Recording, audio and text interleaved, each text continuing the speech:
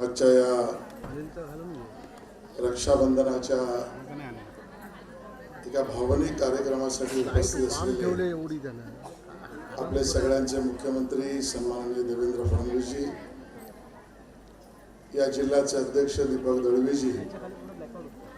मंचावर उपस्थित या कार्यक्रमाच्या आयोजनात ज्यांनी खूप मेहनत घेतली असे स्थानिक आमदार मीर कोटेचाजी, मनोज कोटकजी, परागभाई शाह, प्रकाशभाई मेहता, श्याम सावंतजी, मंचावर उपस्थित सर्वच मान्यवर मंगेश सांगळेजी, प्रभाकर शिंदेजी, लाल यादवजी आणि सर्वच उपस्थित बंधू भगिनी आणि मातांनो, सर्वात प्रथम तर मी तुम्हाला सगळ्यांना रक्षाबंधनाच्या खूप खूप शुभेच्छा या ठिकाणी देतो। हा कार्यक्रम आमच्या सगळ्यांसाठी अतिशय हृदयाजवळचा कार्यक्रम आहे। आज पूर्ण महाराष्ट्रभर भारतीय जनता पक्षाच्या वतीने आमचे प्रदेशाध्यक्ष रवींद्र चव्हाणजी यांच्या निर्देशानुसार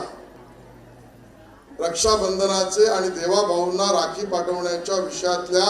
भावना व्यक्त करणारे कार्यक्रम होत आहेत। राजकीय कार्यक्रम नव्हे,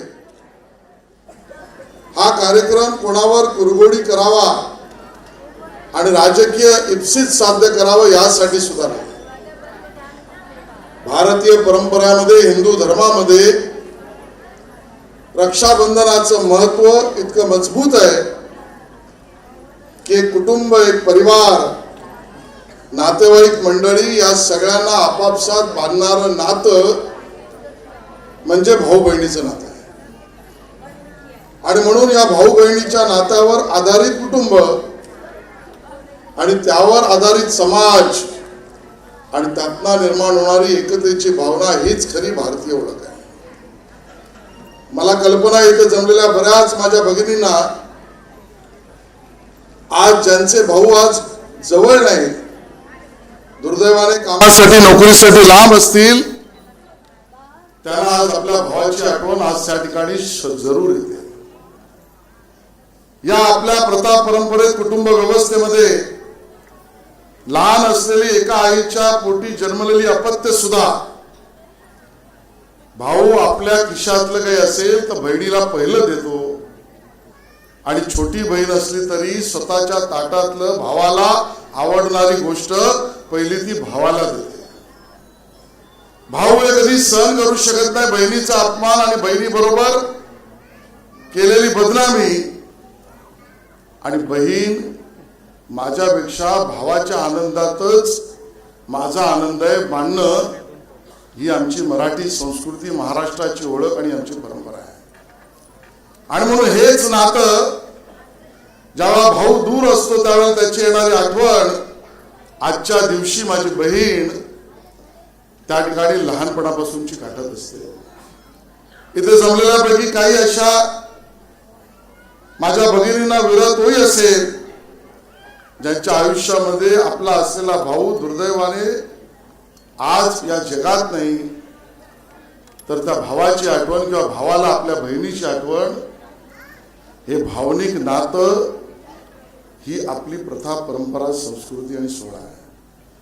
आणि म्हणून भारतीय जनता पक्षाच्या दृष्टीने हे नातं म्हणजे समाजासाठी एकमेकाला बांधणारं नातं आहे, कुटुंब बांधणारं नातं आहे। आणि म्हणून याचं महत्व आम्हाला जास्त आहे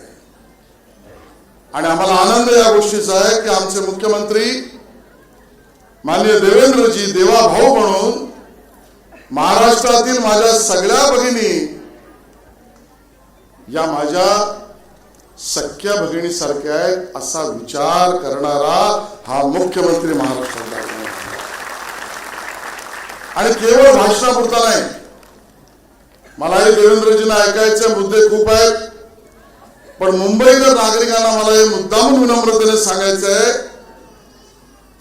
की भाषणामध्ये प्रथा परंपरा संस्कृती मराठी महाराष्ट्र ही गळा काढणारी लोक यांनी अगदी 5 कामं दाखवावीत। त्यांनी 5 कामं दाखवावीत आणि मी देवेंद्रजींच्या समोर आज या गोष्टींचा उल्लेख करतोय की या मुंबईतल्या राहणाऱ्या माझ्या भगिनी त्या कुठल्याही जाती धर्म भाषा कुठल्याही असतील तर त्या माझ्या सख्या बहिणीच्या आहेत ही भावना व्यक्त करणारा मुख्यमंत्री देवेंद्रजी काय तर नरेंद्र मोदीजींच्या नेतृत्वामध्ये प्रधानमंत्री म्हणून ते काम करताना मी मुख्यमंत्री म्हणून काम करत असेल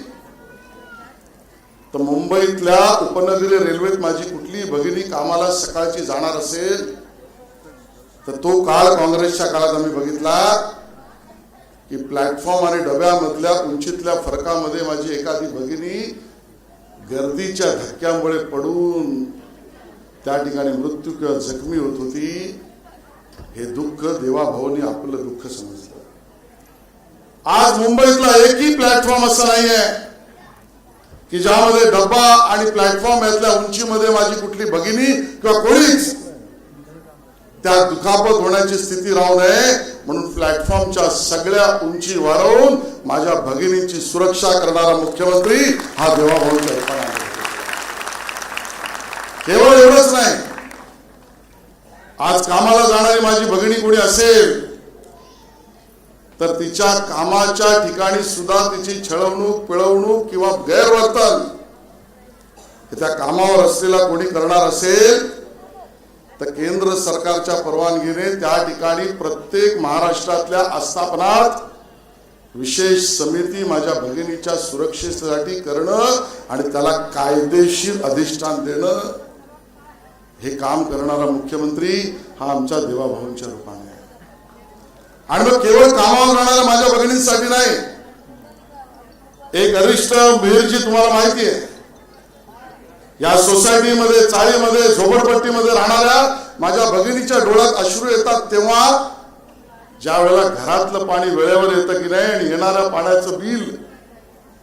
किती येतं हे बघितल्यावर तिच्या डोळ्यात अश्रू येतात. आणि मग महानगरपालिकेने प्रस्ताव केला आज मला त्या लोकांचं नावही घ्यायचं नाहीये त्यातले काही लोक दिल्लीत जाऊन बसले दिल्लीत मुजरा करतायत नारळी पौर्णिमा आणि रक्षाबंधन इकडे आहेत पण हा हिंदू सण महाराष्ट्राची संस्कृती यापेक्षा दिल्लीतला मुजरा त्याला महत्वाचा आहे. पण या ठिकाणी मला सांगायचं ज्या वेळेला पाण्याचे दर मुंबईतल्या पाण्याचे दर वाढवण्याचा प्रस्ताव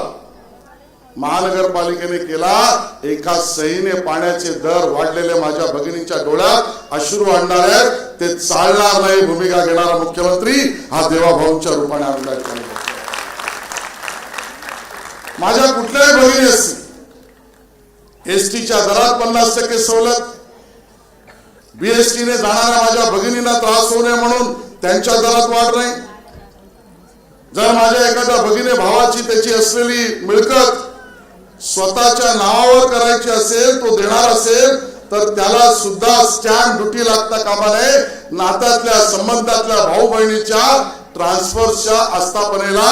स्टॅम्प ड्युटी आता लागत नाही केवळ स्टॅम्प लावा 0 रुपये लावा आणि तुमची प्रॉपर्टी तुम्ही घ्या हे काम करणार आमच्या देवाभाऊ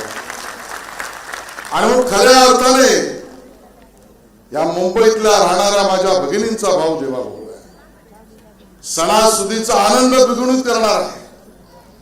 माझ्या घरात येणारी गौरी गणपती बरोबर येणारी गौरी याच्या मूर्त्या बनवण्यावर सुद्धा पाबंदी आणलेल्या लोकांना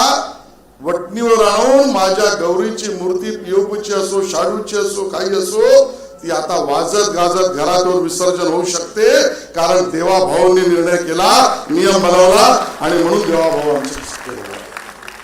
आणि म्हणून आज तुम्ही देवाभाऊंचं त्या ठिकाणी औक्षण केलं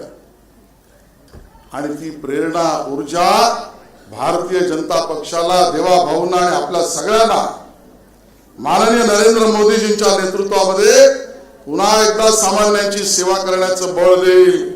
आणि ते बळ आपल्या सगळ्यांच्या आशीर्वादाने देवाभाऊंना मिळो एवढीच अपेक्षा व्यक्त करतो. जय हिंद जय महाराष्ट्र.